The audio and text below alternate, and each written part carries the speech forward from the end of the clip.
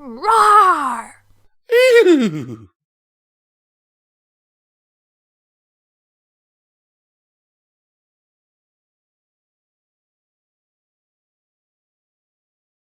Starlight's Failed Dramatic Entrance by Rambling Rider.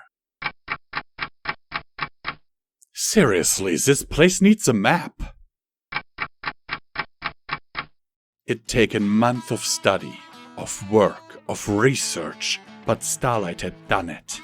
She'd cracked a time travel spell to let her go back and break up Twilight's friendships before they could even begin, depriving her and her friends of their cutie marks.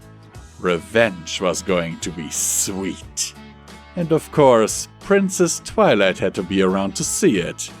Nothing else could crush the Princess of Friendship so thoroughly. It was only fitting. Starlight had to watch as Twilight stole everything from her, so Twilight would have to watch as Starlight stole everything from her. The fact that her spell involved tapping into the power of the map in the throne room, right at the seat of Twilight's power, was just a bonus. Starlight was ready to pay back Twilight for all her wasted effort. Ready to keep her cutie mark and those of her friends from ever appearing. Ready to do everything in her power to grind Twilight down. All she had to do was get to the throne room of the Castle of Friendship. It was a shame that was proving unreasonably difficult. Her plan all set except for the last step. Starlight had, almost literally, waltzed into the unprotected castle, only to find that wow, there was a lot of space in there. Maybe it was just the way it was laid out, but she suspected the castle was bigger on the inside. The samey-looking hallways didn't help much. She started looking and immediately got lost. In her hallway, Starlight picked a door at random. "Okay," she mumbled as she put her hoof on the knob. 23rd time's the charm, right? She yanked open the door and sneered. "Greetings, A broom fell out of the closet and bonked her on the head. Starlight yelped and began rubbing her horn. "Mother of... How many broom closets does one alicorn need? That's the 5th one!" She tried to slam the door shut, but the broom was blocking her. She screamed, kicked it away, and lit it on fire. Kicking the door shut, she bellowed, "Burn, you stupid stick!" The broom smoldered insolently at her. Starlight snorted and stomped away. She went to the next door. "Greetings, Rec room. Next door. Dance hall. Next door. Bedroom. Next door. Bathroom. Next door. Broom closet. Starlight quickly changed it into a cinders and ashes closet. Next door. Greeting! Library. Next door. Kitchen. "What does it take to find a throne room in here?" screamed Starlight. She slammed the door just in time to hear her stomach growl. She looked back at the door. She had been doing this for a while. Whatever her faults, Twilight had great taste in food. There was an old aloe burger in the fridge, which Starlight quickly pillaged and stuck in the microwave. "Soon," she thought. "Soon I shall have my revenge. Everything she values shall be reduced to dust. Her treasured relationships, her cutie mark, gone. All by my hoof and all as she helplessly watches. She should have known there would be consequences for meddling in my affairs. The princess shall rue the day she dared to mess with Star..." The microwave dinged. After a quick temperature check, just right, Starlight snuffed the burger down in moments. That was a tasty burger. Now, back to revenge plot, or continue pantry raiding? Starlight had had enough of sparkly hallways for the next few minutes, with their stupid identical doors and their stupid hard-topped decorative columns. Revenge could wait. Pantry raiding it was. And it was a pantry. Not one of those wussied big cupboards most ponies called pantries. It was a full-sized room, stocked to the brim with all kinds of food. Bread, hay, oats, cereal, and... oh... chocolate! Dark chocolate, even! Starlight took it. Ah, dark chocolate. The breakfast of revengers. Was Revenger a word? It sounded like it both should be and shouldn't be. Weird. But if it was, Starlight was one of them. She had an excellent revenge planned. Just as soon as she finished off those marshmallows, she needed to free them from Twilight's grasp. Licking the last of the sugars from her hooves, Starlight left the kitchen, trying to retrace her steps. Why had she closed all the doors? That was stupid! Every hall in the stupid shiny place looked exactly the same. At least she didn't have to live here.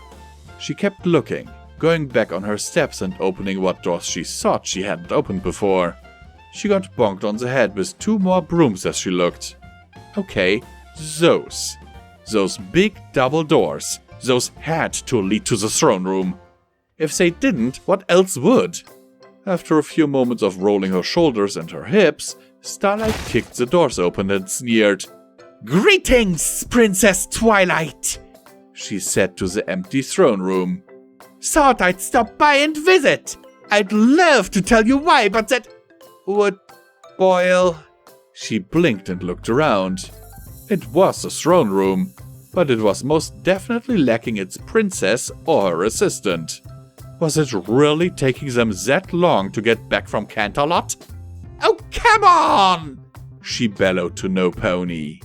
"Cut me a break, Castle!" The castle didn't deign to respond. Starlight huffed, slammed the door behind her, and walked to one of the thrones. Being in the throne room when Twilight came in would be better anyway. More dramatic that way. She picked the throne that was closest to facing the door and took a seat. She steepled her hooves, put on her best dastardly smirk, and waited, and waited, and waited, and waited, and waited, and waited, and waited, and waited, and waited, and waited, and waited, and waited, and waited, and waited, and waited, and waited. Starlight began rubbing her cheeks. Dastardly smirks were not expressions that were meant to be held for any length of time. For some reason, the throne room lacked a clock, so Starlight couldn't tell how long she'd been waiting, and she'd never been all that great with keeping track of time anyway. It was at least 10 minutes. Maybe hours. Didn't princesses have the decency to arrive at the right time for a dramatic entrance? In spite of the food she'd taken, her stomach growled. She tried to ignore it, but soon it growled again. She was feeling hungrier than she thought. Maybe she should go back to the kitchen? She thought she knew the way. Starlight hopped off the throne and walked over to the door. Wait, what if Twilight came by when she was trying to raid the pantry? "I shall destroy you and your friends, Twilight, just as soon as I finish off this delicious taffy. Nom nom nom nom nom nom nom nom. Wow, this stuff is sticky." Or worse, what if she got lost again? She'd never be able to find her way back. Ugh. All that time looking for it, only to throw it away because she was a bit hungry. Starlight reluctantly crawled back into the chair. The throne itself wasn't doing her any favors. It was comfortable enough, but not for however long Starlight was sitting on it. Her rump was aching something fierce. Hadn't any pony heard of a cushion? She tried adjusting her position, to no avail. Then she tried lounging across the armrest. What were arms anyway? And that helped. But it wasn't the best position for Twilight to walk in on. A bit too casual, not mastermindy enough. Or maybe that would look better. That she was so confident in her success that she couldn't even be bothered to sit up straight? Yeah, that would work. A few more adjustments and there. That should be good until Twilight arrived. Oh yeah, that was real comfortable. So Starlight waited, and waited, and waited. After what felt like ages, Twilight and her assistant finally came home. They both gasped upon seeing Starlight. Yeah, waiting in the throne room was definitely more intimidating. Even better, she'd totally nailed the dastardly smirk. She knew it, and it made her smirk all the bigger and dastardlier. It'd taken work, but this made it all worth it. The perfect entrance. In her best sneery voice, Starlight said, "Welcome home to Her stomach's growling echoed through the throne room. Son of a! Hello everyone, this is Visual Pony from Pony&Wolf Productions, and I thank you for taking the time out of your day to listen to this video. At this point, I want to thank all of our amazing patrons on Patreon for supporting this channel with their monthly donations and keeping the lights on around here. Now, more than ever, it is important that you support your favorite content creators, because due to YouTube's new content policy changes, we, along with other content creators, had to demonetize a lot of our most profitable videos. For us, those are the Fallout Equestria stories. As you can see on the graph on screen right now, our earnings per video used to be relatively okay. Even though the earnings were never enough for a viable career, it was enough for a good, decent side income. Now we are struggling to pay our bills. If you want to support us for as little as $1 a month, you can do so by clicking on our Patreon link down in the description below. And you can get wonderful perks like, for example, early access to all of our stuff. Sometimes things like this are recorded months in advance. Voice acting lessons from me or Midnight, if you really want to. And you can join our Patreon Discord server. Even though it may look like there's not much going on in there, I am actually checking it on the daily. Thank you for listening to this message, and I wish you a wonderful, wonderful day.